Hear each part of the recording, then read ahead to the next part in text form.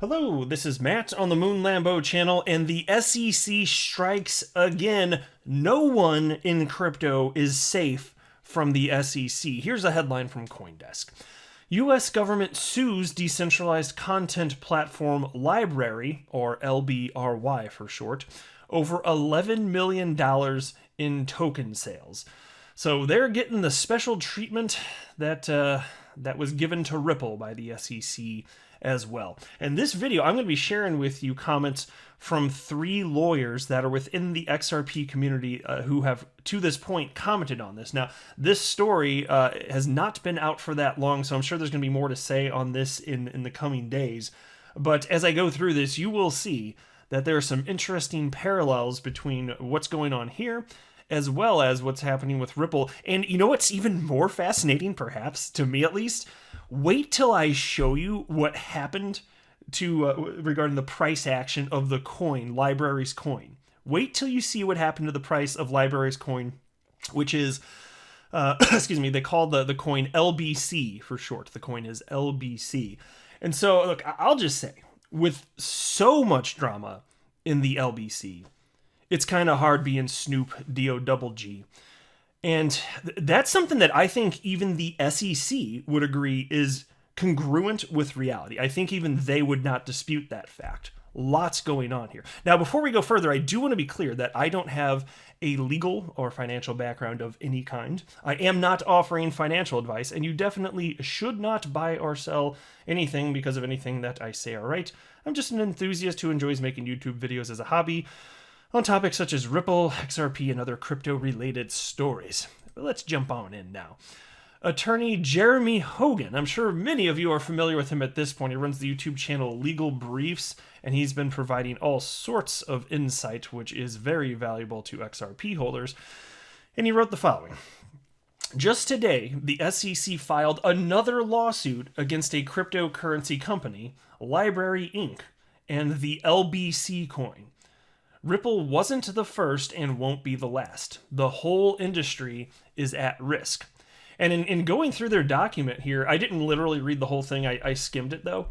And this one's only 16 pages, so they had a lot less to say. And I didn't see anything about, maybe I missed it because admittedly I did go kind of fast. I didn't see anything about executives getting charged in this case. So what the SEC did in going after Brad Garlinghouse, Ripple CEO, and Chris Larson, co-founder of Ripple, that's almost unheard of, right? Like, that's what lawyers have been conveying. That's the reason I have that opinion. It's because I've been convinced by so many lawyers saying this is out of the ordinary. And so they're really bringing the hammer down, and there could be a number of reasons they were doing it. It could just be an intimidation tactic, for all I know.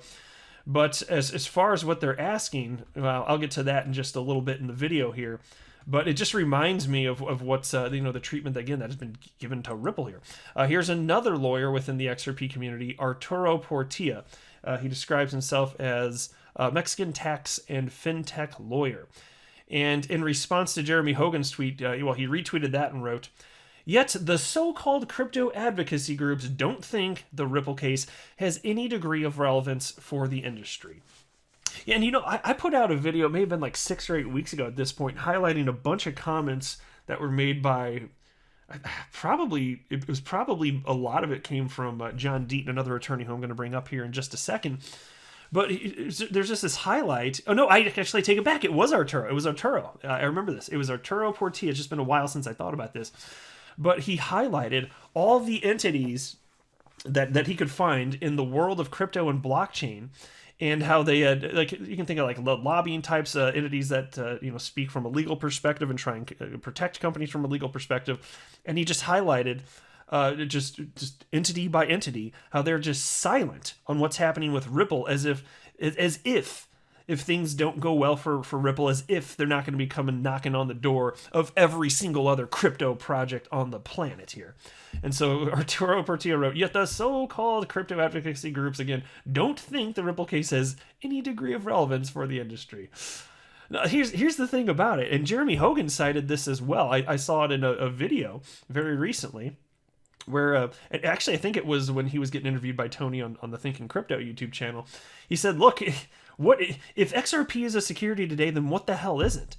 You could talk about Cardano, you could talk about Polkadot. You could pick your cryptocurrency. And that's why it's also, to me, it's been interesting. You see, for instance, Charles Hoskinson, who is the founder of Cardano, and from the early days, he was citing, and I don't even know that he's pro Ripple or XRP. That's kind of a moot point. It doesn't really matter. But he stated that he does not believe that XRP could possibly reasonably be described as a security. And that's good. I'm glad that he spoke out. I think he is also, well, he's very intelligent, so I think he also does realize that if XRP is a security, what about any Cardano that he may have sold? What's going to happen with him? Like, he would be potentially in legal hot water, so hopefully this gets squashed. Even if it does get squashed, it doesn't mean the SEC is going to stop their rampage, because really it'll just mean that XRP has clarity. But if there isn't some sort of regulatory update on what the SEC expects, they could still keep going after all these entities. But at least there would be precedent if Ripple doesn't get taken to the cleaners and XRP isn't completely decimated, so that would be good. Now here's attorney John Deaton, who wrote the following. Every digital asset project likely starts off as a security. Even Bitcoin could be argued as an investment contract during the early days. In fact, former SEC chief Joseph Grunfest opined at one point that he thought Bitcoin was being used as a security. Yeah, and so that's why the more decentralized something is, the weaker the argument gets that an asset, a cryptocurrency, could be centralized. And clearly XRP is sufficiently decentralized, arguably more so decentralized than Bitcoin. John Deaton then wrote, here is a January 31st, 2021 thread predicting what would likely happen. After reviewing the SEC's objection to my pre-motion letter, it's clear that the SEC hates crypto and is coming for it. That much is absolutely clear. And so I'm not going to go through this whole thread. I actually did highlight this almost 2 months ago at this point. This is from January 31st, 2021. But I did want to cover this first tweet from then. John Deaton wrote, crypto versus crypto, XRP versus ETH versus Bitcoin. I've been pounding the table for weeks that the crypto community needs to come together and unite against an overreaching government. Instead, the Bitcoin maxis seem as if they want the SEC to crush all the fake wannabe S-word coins. Yep. And so that ideologically driven position is gross to me, but the one-size-fits-all crypto Bitcoin, no. Sorry, never going to be a thing. There will never be a one-size-fits-all. That's why I've joked in the past. It's like, what's your shoe size? You have a size 13 shoe? Oh, okay. Well, here's a size 6. Make it work, bitch. Like, good luck, man. Like, that's basically the approach, because different cryptocurrencies have different technical attributes and would apply to different use cases.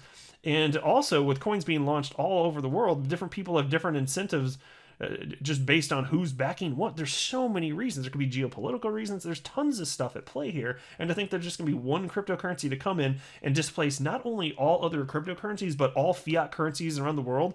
And then we're just going to harmoniously use Bitcoin for everything, especially when it's technologically insufficient. No, that is a pipe dream. That is nonsense. It's unsophisticated and childish. And I won't have it, damn it. And so here's the piece from CoinDesk. The U.S. Securities and Exchange Commission is pursuing yet another case of a blockchain company allegedly selling unregistered securities. Yeah, and again, wait, just in case you forgot, wait. This is going to be so interesting. Wait until I get to the part about the price action of the LBC coin. Now, according to court documents filed Monday, peer-to-peer content distribution network Library is being accused of selling millions of dollars worth of unregistered securities to investors beginning in 2016. And by the way, that was before the ICO craze. They're still getting hit. The securities regulator is seeking a permanent injunction against Library from selling further tokens, in addition to a disgorgement of ill-gotten gains plus prejudgment interest. So disgorgement, that just means that the profit that they've realized from this, the SEC wants to take that away from them, plus interest, whatever the interest amount would be, I don't know. And of course, this would financially ruin whoever is involved with this if this actually came to pass, I would suspect anyway. Because, and I don't know the rest of their funding, admittedly, but just this is clearly a very, as I'll show you, like this is a very small crypto project. But presumably, whatever they profited, they'd use to throw back into the project itself. And so they likely don't have all of the money to put back anyway. If they've reinvested it into the ecosystem, which, by the way, is what Ripple did. Like, however much Ripple actually earned, if you want to call it that, through the selling of XRP. They put almost the exact equivalent back into the XRP ecosystem through the Spring Initiative, which is now known as RippleX. So this will be bad for them if this doesn't, like, if they're disgorged here, like.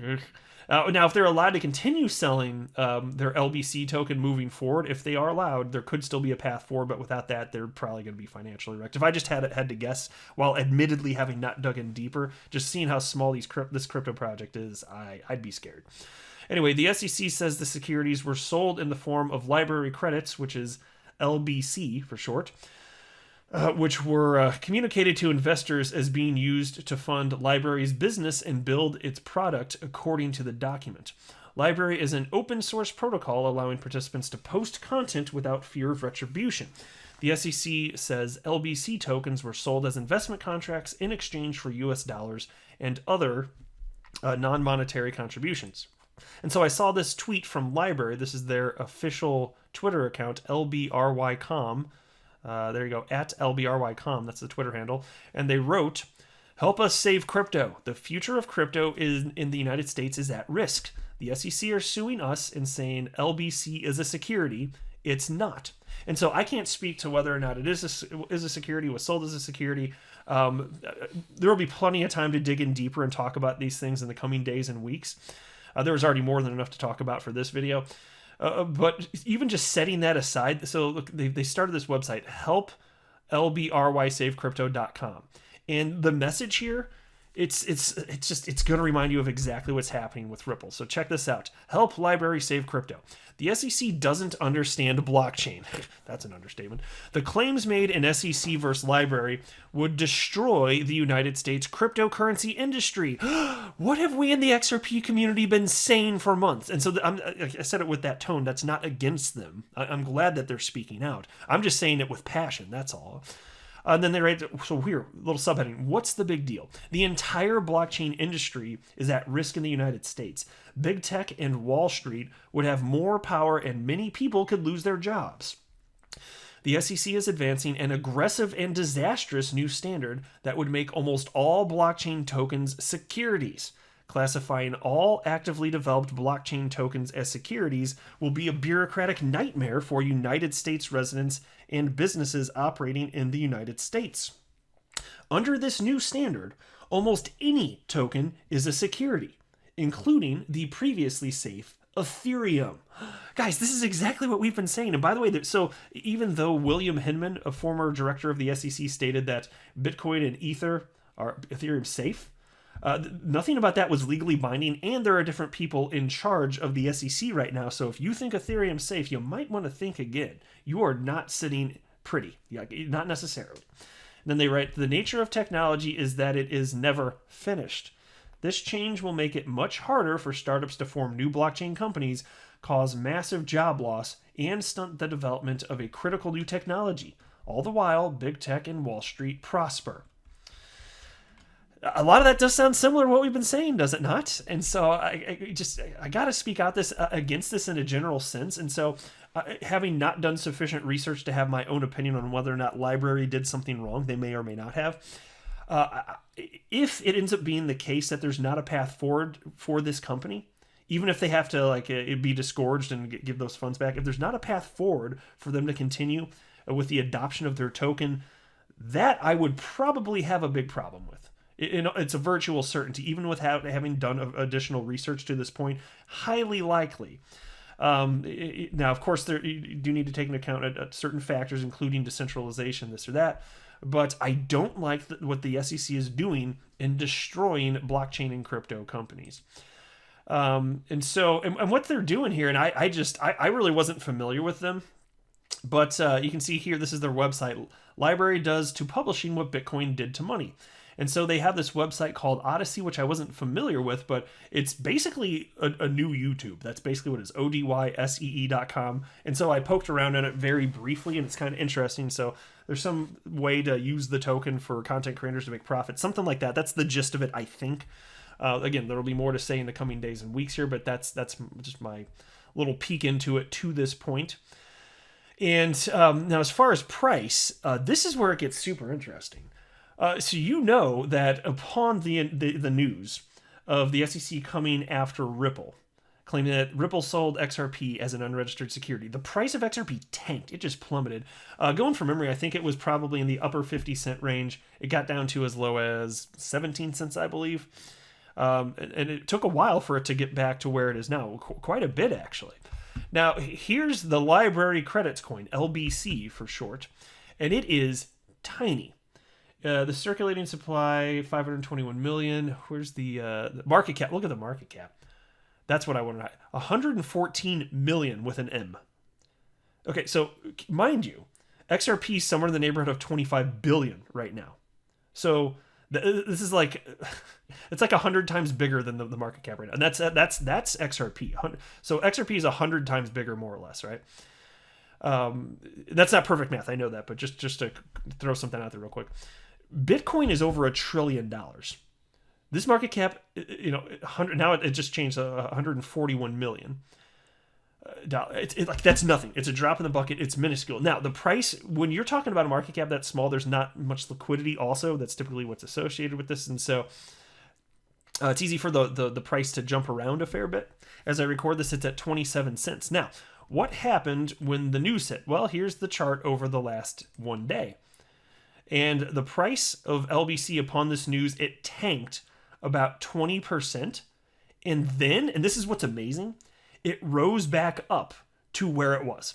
And it was up and down a bit over the course of the rest of the day as that happened, but it rose back up. Like it's where it was, about where it was 24 hours ago before all this happened. That is amazing. What in the ever-loving hell? So now, mind you, this is a much smaller market. I don't know how many exchanges it's traded on. I didn't take a peek. It's probably down here. So yeah, here you go. So here's markets. I don't know if this is a comprehensive list, but if this is the case, then so it's on Bittrex, CoinEx, and Upbit. All markets. See all markets. So there's probably more. Okay. Oh, not many more though. This is a tiny, tiny coin. So it's also on Hotbit. I haven't even heard of that exchange. So there are almost no markets. So I think that's the reason why. But it was just fascinating because the KIN token with the Kick Interactive case, which you may be familiar with at this point. I'm not going to explain it. I'm sorry if you don't know. Just Google Kick Interactive, KIK Interactive, if you want to know more. But their KIN token tanked dramatically when they got sued by the SEC. And then it also rocketed once they got legal clarity in October of last year. So this is a somewhat unique scenario. But I was just like, I came to this expecting to see like just a dramatic plunge. And it's where it was 24 hours ago. Like, what in the ever-loving hell? Like, why did this? I want that to happen. Why didn't that happen with XRP? Well, I know the answer, but I'm just saying. So, all right. Well, I'll wrap it up there. But thank you very much for stopping by. Let me know what you think in the comment section below. I am not a financial advisor. Do not buy or sell anything because of anything that I say or write. That would be a very, very, very bad idea. Until next time, to the moon, Lambo.